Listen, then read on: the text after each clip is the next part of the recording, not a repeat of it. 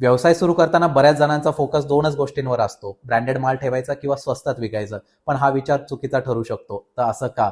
तर भारतामध्ये 95% ग्राहक हे मूल्य आधारित खरेदी करतात. त्यांना ब्रँड किंवा स्वस्तपणा महत्वाचा वाटत नाही, तर उत्पादन त्यांच्यासाठी किती उपयुक्त आहे हे ते पाहतात. तर एक एक्झाम्पल देतो. एका छोट्या उद्योजकाने थेट शेतकऱ्याकडून खरेदी केलेलं मध विकायला सुरुवात केली आणि न मोठा ब्रँड, न स्वस्त किंमत, पण प्रामाणिकतेमुळे पहिल्याच वर्षी विक्री 3 पट वाढली. तर असं का होऊ शकतं?